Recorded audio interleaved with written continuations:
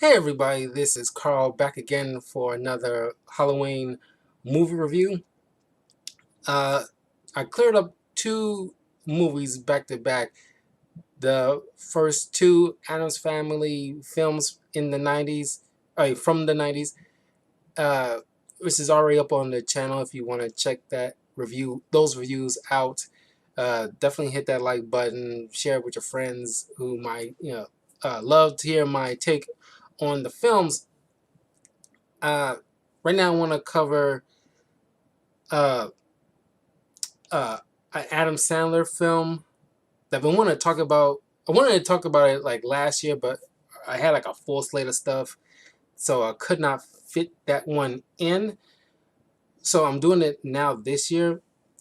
Uh, Little Nicky, which I haven't seen in such a long time. This movie, because I didn't see it in the theater, but I did watch it uh, on VHS, or I think a Blockbuster or something like that. Remember Blockbuster? This came out on November 10th, the year 2000. And when I saw it on tape, here's the thing. I love Adam Sandler. Growing up, I watched a lot of his films, and like by and large, they're great.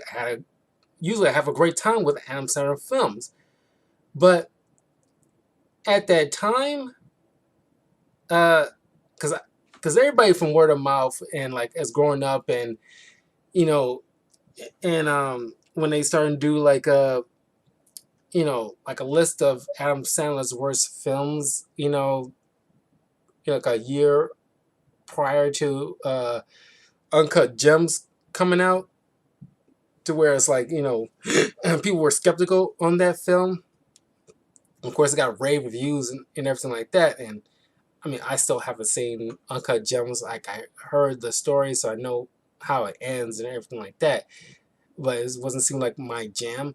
But I remember, I think it was Watch Mojo or somebody did like a list of Adam Sandler's worst films, and Little Nicky was on that list. From what I recall, it's been years, but it's like you know, even when I was growing up, people said like Little Nicky wasn't that good, but maybe I had like rose-colored glasses for Adam Sandler, so I was like making excuses in my mind that there was stuff that I like about it. So, like I said, it's been years and now rewatching it, I can understand better now. Now that like it has a little bit more worldly experience when it comes to film and like what to take from it and what not to take from them. So this is a very star-studded cast here, and some of which I didn't even realize who they were. Like, well, of course, it stars Adam Sandler as Nicky. Uh, uh, you got Tommy Tiny Lester Jr., aka the late Debo, playing as and then Reese Ifans as Adrian. All three playing the sons of Satan, played by Harvey Keitel, who is the son of the original devil, Lucifer, played by the late Rodney Dangerfield. And uh, we got Patricia Arquette as Valerie. We got uh, Robert Smigel as the voice of Beefy, a possessed bulldog uh, that helps Nicky. We got Reese Witherspoon playing the role as Holly, an angel, and Nicky's mother. Uh, uh, Alan Covert as Todd, an actor that befriends Nicky and his roommate. Then you got Jonathan Lorraine and Peter Dante as metalhead Satanist that befriends Nicky. Uh, those are like pretty much the main people that you see, but you also got like studded like kind of cameos here, like Louis Arquette, Ellen Cleghorn, John Farley, Clint Howard, John Lovitz, Dan Marino, Ozzy Osbourne, Regis Philbin, Radio Man, Rob Snyder, Frank Severo, Quentin Tarantino, which I didn't even realize that was Quentin Tarantino until I rewatched this after so long. Bill Walton. Oh, Quentin Tarantino plays this cameo of like a blind deacon that, you know, those kind of like street preachers. Growing up, they always say all this stuff just to seem like gain attention and money. But then he's playing to that kind of role. But then he actually, you know, uh, believes that stuff now, stuff like it being like a joke. Uh, Bill Walton. We got the late John Witherspoon. There's a lot of uh, Friday uh, actors here playing as a street vendor.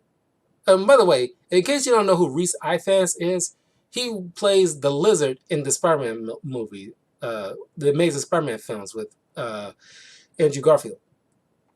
And you got like a crazy cameo of Carl Weathers as Chubbs Peterson, who reprises his role from Happy Gilmore that came out obviously a few years prior to this film. Yeah, Henry Winkler plays himself, George Wallace as the mayor, and uh, uh, Fred Wolf as one of the Harlem Globetrotters fans. uh,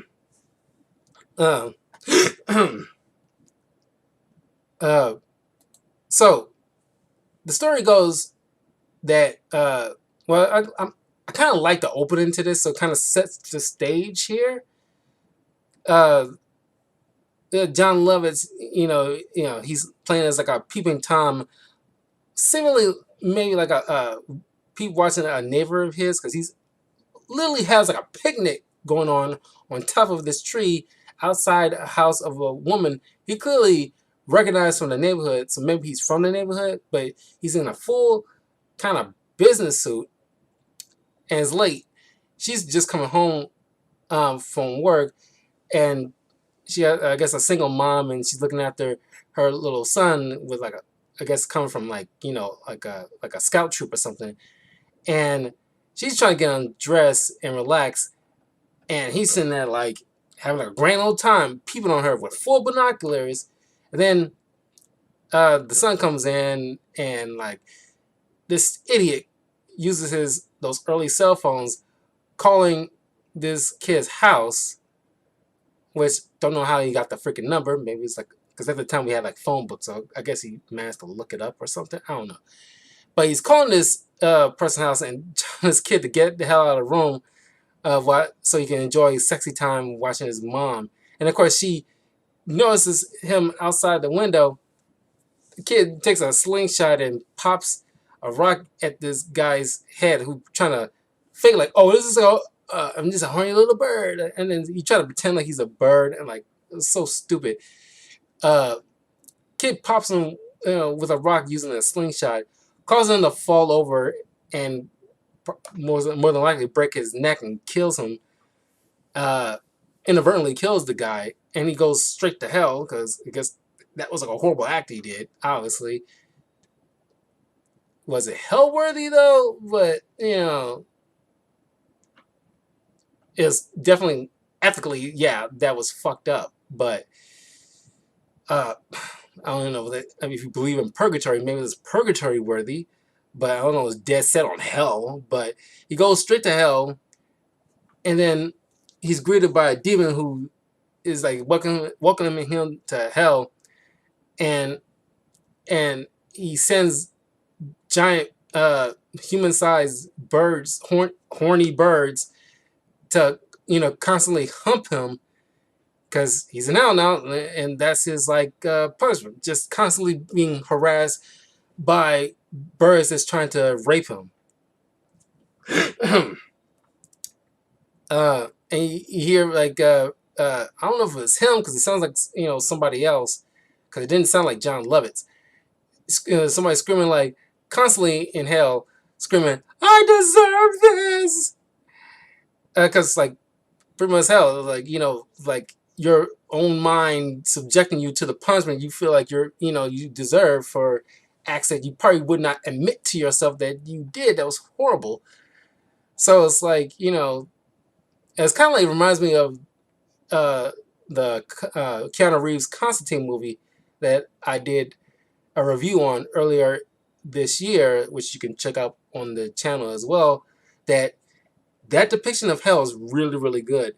It's brief, but you get like a little glimpse of what hell is, because where he's traversing a particular spot, seemingly typically meant for when he's looking for the cop he's working with, looking for a twin sister who ends up in hell, but it's kind of like a light hell because suicides aren't like as severe as somebody who commits like heinous crimes like murder and stuff, but you see like a lower spot below them where you see like a bunch of demons ripping up souls and stuff like that. And uh,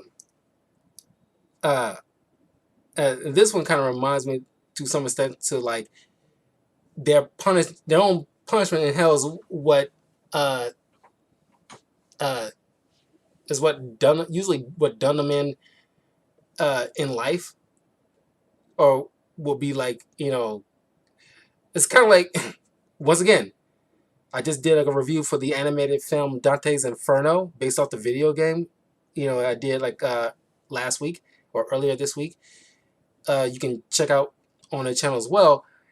Each level of the circle of hell is geared towards what you mostly committed in life. If you're greedy, you are sent to that level of hell to be tortured in various ways that uh, you know, uh, like getting jumbled up by golden gears and other array of stuff, or being submerged in, hot liquid gold, that kind of thing. Because like you're so greedy in life, and then you have a plethora of gold here, but you're gonna get crushed or burnt alive or whatever by this mountain of gold, because you were so obsessed with it. But anyway, this is where you meet like little Nicky, and this is probably what I mean. Maybe it wasn't bothering me as much as a kid, but over the years, after hearing so many people commenting on so many of Adam Sandler's films that came after this one, how he has this shtick where he does this kooky voices, this which was fun early on in his career, but it's kind of got tiring after a while because it's like playing the same game that didn't evolve over time, or he didn't grow past that into a new excuse me, format, or something different. It's kind of like, take Jim Carrey for example, one of my favorite actors and like comedians.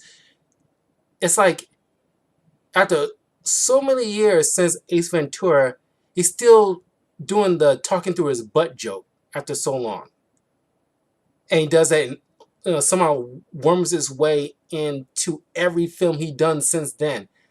That would have gotten very old, and it would have been like a mark, like a bad mark on his career, because he kept doing similar stuff that worked in a 90s film that doesn't play well in late 2020s, or even like the mid 2000s.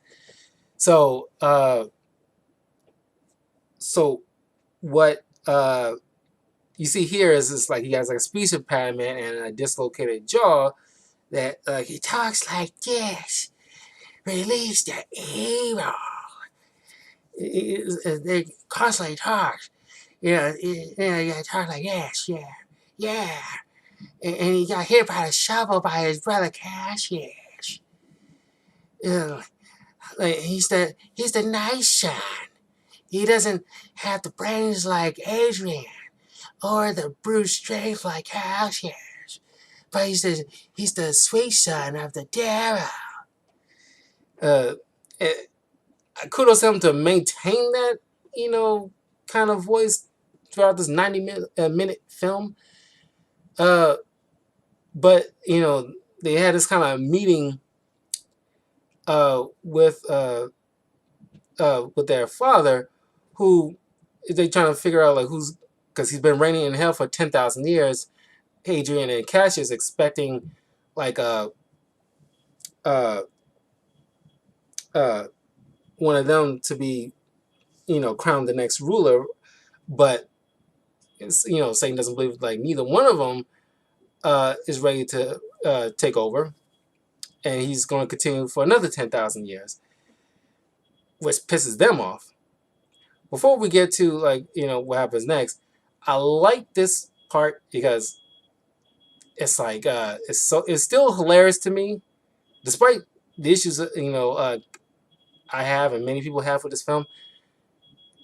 I like the fact that like the Hitler's 4 o'clock schedule is coming up, and every day 4 o'clock on a dot, Hitler dresses up in like a uh, like a servant girl's maid uniform, uh, and you know every 4 o'clock he gets a pineapple shoved up his ass, and it's like somehow still doesn't feel like enough. But I imagine like realistically, there's a myriad of torture being befelled on that piece of shit of a human being. Uh, but I just kind of like that. That really gets me laughing. But anyway, Adrian and Cassius devise or come up with a plan where it's like, okay, if we can't rule here in actual hell, we'll make a hell on earth.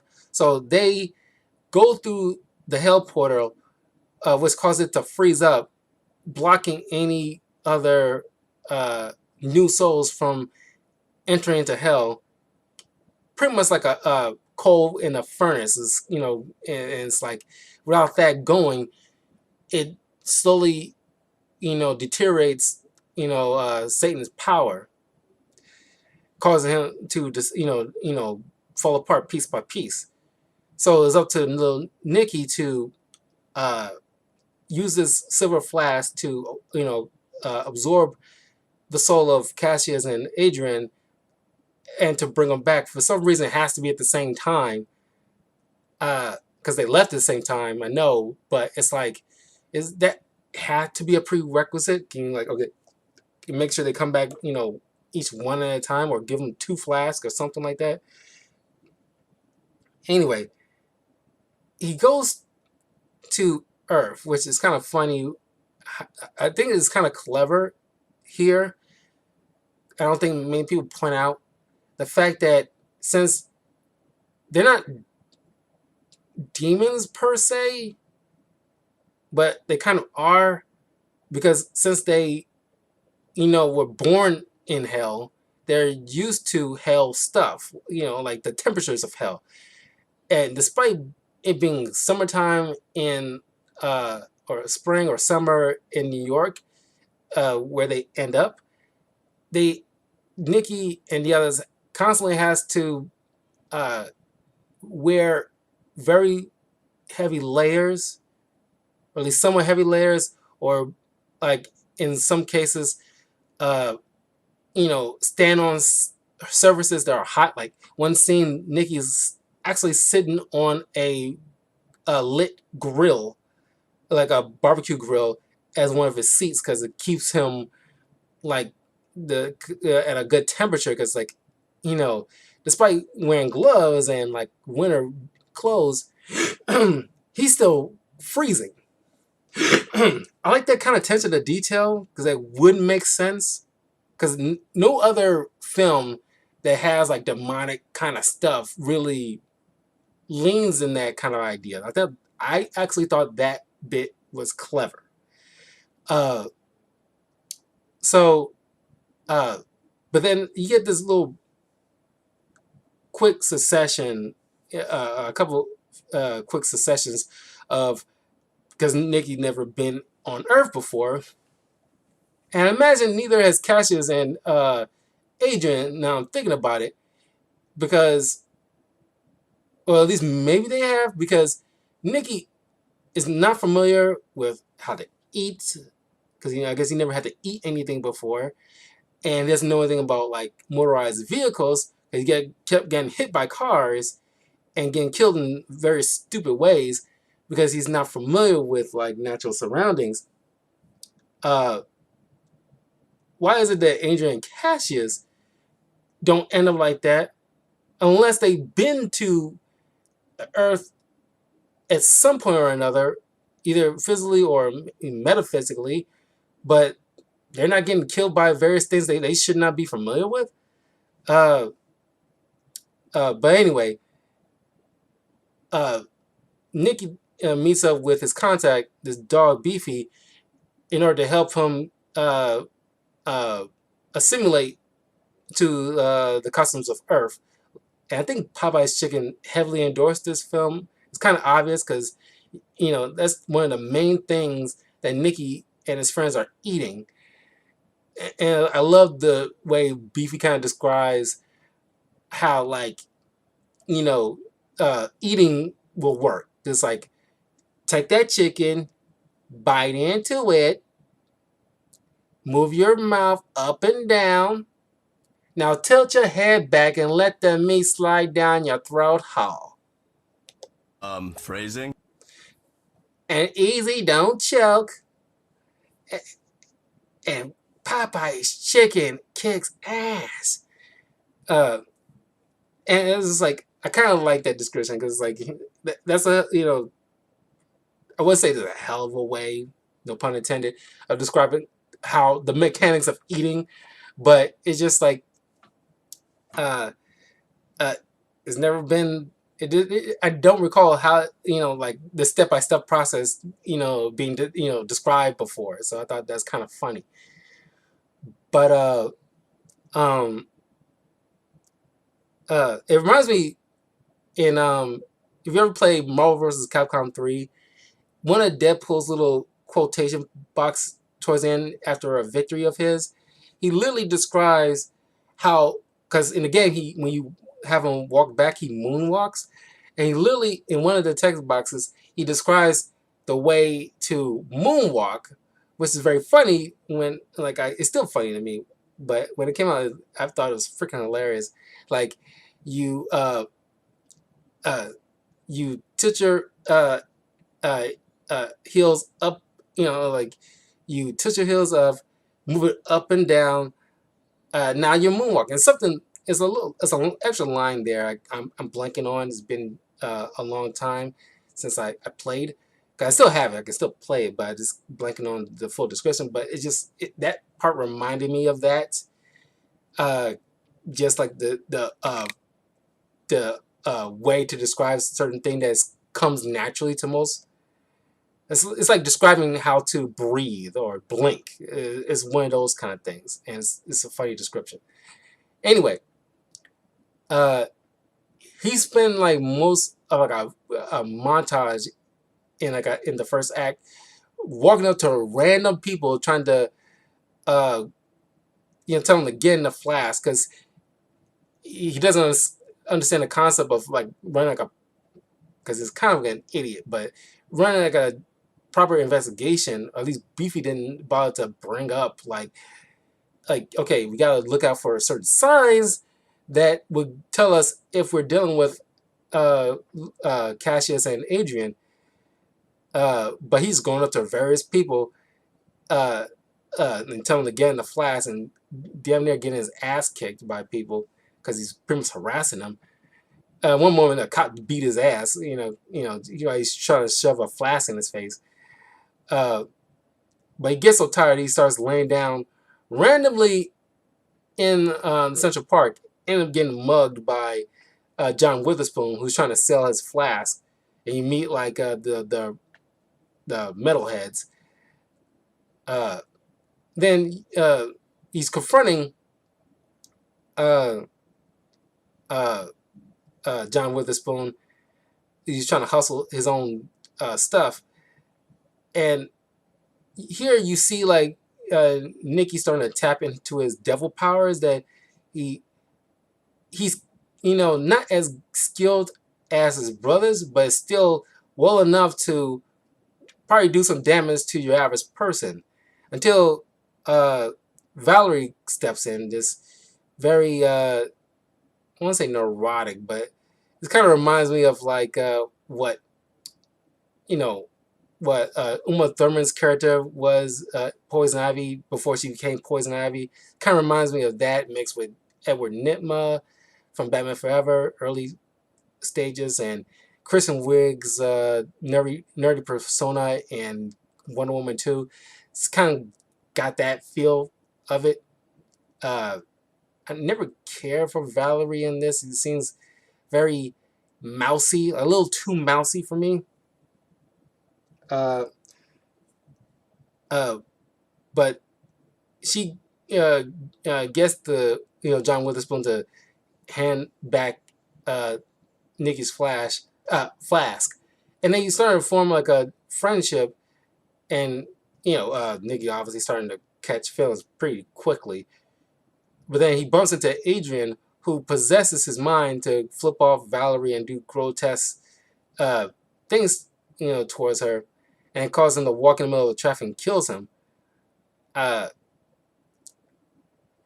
uh, then he goes, gets quickly returned to Earth. But that's when, once he finally, meets up with his roommate and, uh, you know, as they're watching like the Harlem Globetrotters game, he knows that one of the refs is acting very strangely and knows he's doing certain gestures that remind him of Cassius. So he goes somehow makes it all. I'm not sure how close they would be. I never went to New York City, but I imagine where they're staying at should not be that close to the stadium where the Globetrotters are playing, and he makes it pretty fast. And somehow gets through like all his security. I guess playing as like a fan, supposed to be earning this kind of score that will give people free pizza in the stadium. Uh, but then like him and Cassius, play 1-on-1. Nicky uses devil powers to dunk on him, and then pretends like he's. It's kind of like Space Jam. Pretend like he's taking the secret stuff. There's devil juice that gives him this great power, and Cassius, being like an idiot, takes it and drinks from it, and he ends up getting sucked in the flask. Now they kind of like celebrating prematurely here because they still got Adrian to deal with, who's definitely smarter than Cassius, and all the while, like while early on, while this stuff was carrying on with Nicky and Valerie, Adrian and Cassius are starting to possess certain high figures like the mayor and a religious leader to convince the city to go into a very debaucherous ways and commit sin without any worry of later after life consequences. Uh, just to build up uh, uh, their own hell. But because they know their father is gonna like die soon, and they trying to like make sure that once he's dead, there's only gonna be like well, Adrian obviously wants to be a sole ruler, but he needs like Cassius to help like get this stuff their ducks line up. So after capturing Cassius, Nicky reconciles with Valerie and stuff like that. It's not really important. Uh, but he convinced her like who he really is, and same thing with the roommate. But then Adrian possessing the chief of police of New York, somehow nobody notices, but a camera pans down. This was stupid to me even as a kid. The camera pans down to the chief of police's feet, where he's standing on a hot grill, mini grill or something to keep his feet warm. But it's like nobody finds that odd because you're clearly noticing it, but I don't know. It's kind of like unless you got a bunch of other cops being possessed by lower level demons or something, everybody should be questioning why he's standing on a hot skillet thing here. It's so weird. But then he possessing this guy, he announces to the city that Nicky is a mass murderer, causing everybody to turn against him and putting like a bounty on his head. So uh, Nicky comes up. Uh, here's another thing I find like odd because he doesn't know what he's gonna do because the city's now trying to come after him. So he has his friends kill him. So he goes to hell so he can ask for advice from his father. But his ears are falling off and he's just he has no legs. And it's like you went down there, you didn't get any advice from him whatsoever. He went there, see what he was like, and you been told like get back up there and you deal with your brother and blah blah blah. And it's like I'm gonna save you, Dad. Did you forget what you're coming down here for? Because you got like a whole city against you. You came down here to ask for his advice. You didn't bother to ask it, or at least get something from anybody there. But that part really bugged me because like you wasting scene time over something that you didn't get any benefit from. So they come up with an idea. Nicky possessing one of the metalheads and seemingly turned traitor on Beefy and Todd. And Adrian reveals himself to the metalheads who's doing this for money, and then trying to trick him into drinking from the flask because it's hot down in that subway, and only one of them is sweating. But he convinces Nicky to fall out by threatening to kill Valerie, but Nicky saves her, and him and Adrian get hit by a train. Adrian goes directly to hell, obviously, but by himself, while Nicky goes to heaven, where he meets his mom, who tells him that Adrian Cassius lied to him because his mother wasn't like a mountain goat. She's part angel. Her and his father had like a thing that she ended up conceiving him, but why is it that he had to stay in hell? Well, I can imagine why, because I guess angels. It was some kind of like uh, angel and demon mixer collaborating, and don't know why God would allow this, because I don't imagine that would be cool with him. And even if it was like a secret thing, which I don't know how you can make it a secret from God, but let's just say it was like a secret. But okay, it makes sense that they can't have a half demon kid who's the son of the devil living amongst angels, but you figure like, oh, it's best that you be raised in hell. But that was odd to me. But since he did like a self-sacrifice, it automatically sends him to heaven, and she gives him this part is kind of cringy. The angels ladies up there act like stereotypical sorority girls, and then giggling and like something like, oh my god, like you totally called him son. Oh my god, like it's like that. Even as a kid, that was like kind of annoying as hell. Kind of wanted them to shut up after a certain period. But she gives him this inner light that is also part of his power, aside from the devil powers that he can use against Adrian, who at this point took up the throne after his father's nothing but a mouth and hands, and uh, he because by midnight, because they had like a week in order to get the brothers trapped in the flags and brought back to hell, because by midnight within a week, you know, the devil will be completely disintegrated and the throne will be up for grabs uh, by any the blood related uh, uh, uh, descendants of Satan.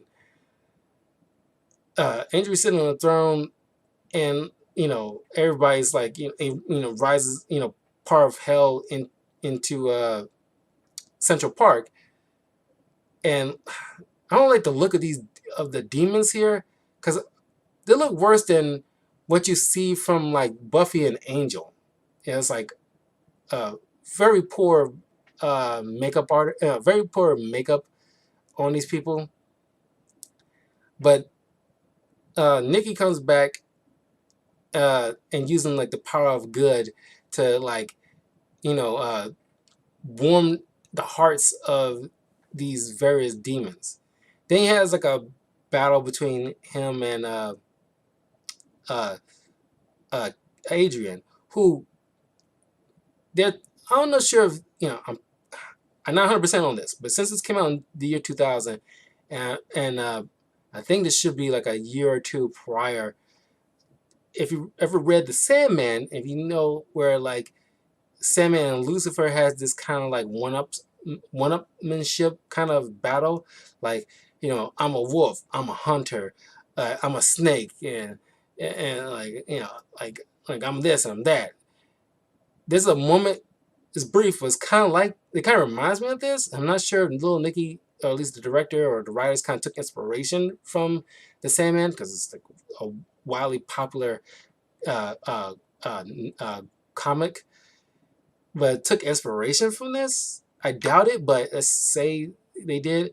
It's kind of brilliant where like they got you know uh, Nikki shows this nice stuff to warm up the hearts of people to you know keep Adrian from seizing control, and Adrian just counteracts that with something evil, and it's like a brief back and forth, but then they just duke it out with like a uh, pillow fight, but it seems like a pillows is filled with like sandbags or something because it's like some heavy hits going on, but uh, Adrian then uh,